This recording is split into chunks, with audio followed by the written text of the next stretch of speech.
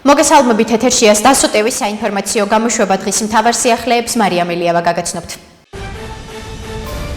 შეიქმნება სამუშაო ჯგუფი, რომელიც აქტიურად იმუშავებს დიუშენის კუნთოვანი დისტროფიით დაავადებული ბავშვებისთვის კონკრეტული მედიკამენტების უზრუნველყოფის საკითხზე. შევჯერდით კონკრეტულ მედიკამენტებზე, რომლებზეც უზრუნველყოფის კუთხით მუშაობა დაიწყება. ამის შესახებ საქართველოს პრემიერ-მინისტრმა ირაკლი კობახიძემ დიუშენის კუნთოვანი დისტროფიით დაავადებული ბავშვების მშობლებთან გამართული შეხვედრის შემდეგ ბრიფინგზე განაცხადა.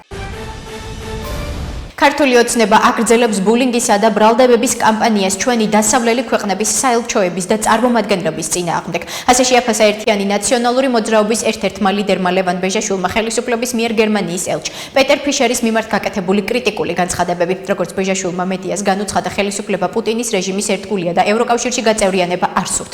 ისინი არ არიან გულწრფელები და პატიოსნები თავიანთ მოსახლეობასთან, ვინაიდან მოსახლეობა კვლავ ოცნებობს ევროპაზე. ძალიან მნიშვნელოვანი მიზეზების გამო, განაცხადა ელჩმა რადიო თავისუფლებასთან ინტერვიუში. მის განცხადებას მმართველ გუნდში აკრიტიკებენ. სახელმწიფო მინისტრმა მამუკა მდინარაძის თქმით, გერმანიის ელჩი ვერა და ვერ მიხვდა, როგორ უნდა ესაუბროს ქართველ ხალხს, ქართულ სახელმწიფოს და მის არჩევანს.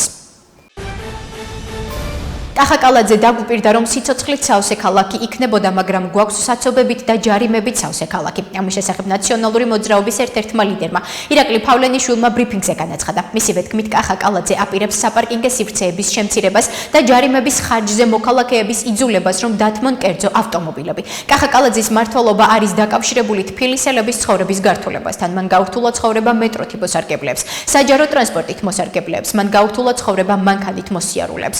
იმ ქალაქის მერია, რომლის 20% არის მხოლოდ და მხოლოდ მისი გუნდის მხარდამჭერი. ამ დროს მან განსხვავებული პოლიტიკური შეხედულებების ყველა ადამიანი გააძევა სამსახურიდან. თბილისის მერიის სამსახური აქცია პარტიული დასაქმების ადგილად. კახაკალაძეს უკავშირდება უსაფრთხოების ნორმების სრული უგულებელყოფა მშენებლობების დროს, რის გამოც მოხდა ტრაგიკული შემთხვევა, განაცხადა ფავლენიშვილმა.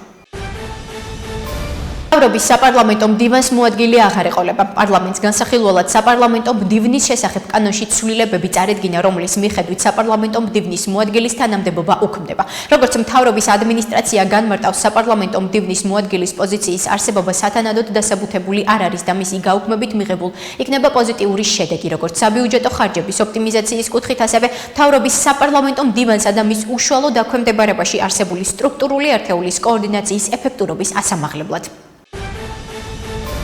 ერთიანი ნაციონალური მოძრაობა იწყებს ფართომასშტაბიან კამპანიას გახსოვდეს აფხაზეთი, გახსოვდეს დევდილები. როგორც ერთიანი ნაციონალური მოძრაობის ერთ-ერთმა წევრმა ბესო შენგელიამ ბრიფინგზე განაცხადა, აფხაზეთის საკითხი იქნება როგორც საერთაშორისო, ისე შიდა პოლიტიკური დღის წესრიგიდან, ხოლო მმართველი ძალა ვერ და არ იცავს საქართველოს ეროვნულ ინტერესებს. ჩვენ არ გვაქვს უფლება ეს ადამიანები დავივიწყოთ. სახელმწიფო ვალდებულია მათ მიანიჭოს შესაბამისი სამართლებრივი სტატუსი, აღიაროს მათი ტკივილი და უზრუნველყოს ღირსეული სახელმწიფოებრივი დამოკიდებულება.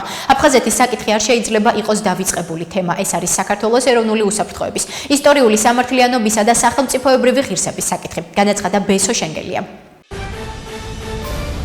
საქართველოს სახელმწიფო უსაფრთხოების სამსახურის უფროსმა გელა გელაძემ პირველ მოადგილე ლაშა მაღრაძესთან ერთად ჟენევის საერთაშორისო დისკუსიების თანათავმჯდომარეებთან შეხვედრა გამართა.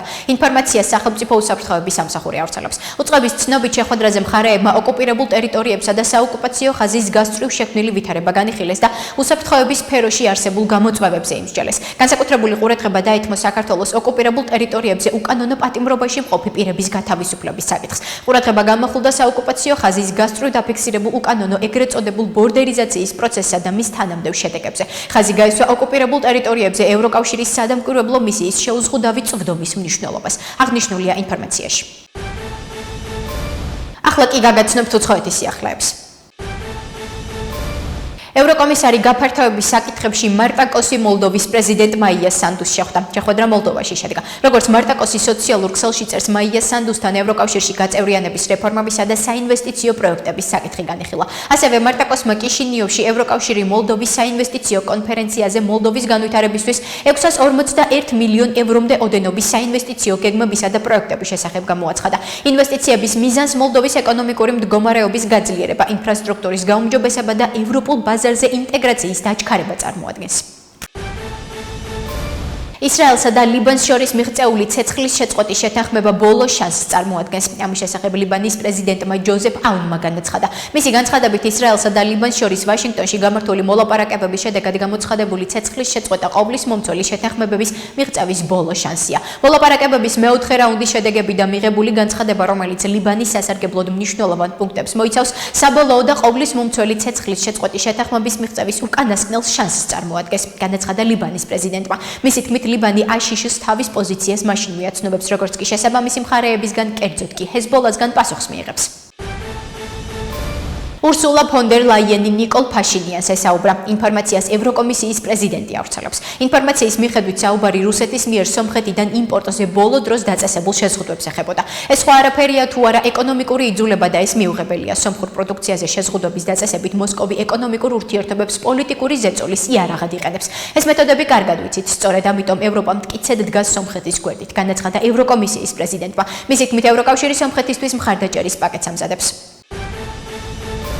სომხეთის ხელმძღვანელობამ ქვეყნის კურსი უნდა აირჩიოს. ამის შესახებ რუსეთის საგარეო საქმეთა სამინისტროს პრესპიკერმა მარია ზახაროვამ განაცხადა. სომხეთის ხელმძღვანელობის მიდგომა, რომლის მიხედვითაც ერევანში 2 სკამზე ჯდომას აპირებენ, მისაღები არავისთვის არის, განაცხადა ზახაროვამ. მისი თქმით, რუსეთი სომხეთისთვის ევროკავშირისკენ გზის დაფინანსებას არ აპირებს. ეს კავშირი, როგორც ჩვენი, ისე მსოფლიოს სხვა ქვეყნების წინააღმდეგ ღიად მტრულ პოლიტიკას ატარებს და კიევის ტერორისტებს მხარს უჭერს. ის არა მხოლოდ მხარს უჭერს, არამედ მათ აფინანსებს კიდეც, აღნიშნა რუსეთის საგარეო საქმეთა სამინისტროს პრესპიკერმა.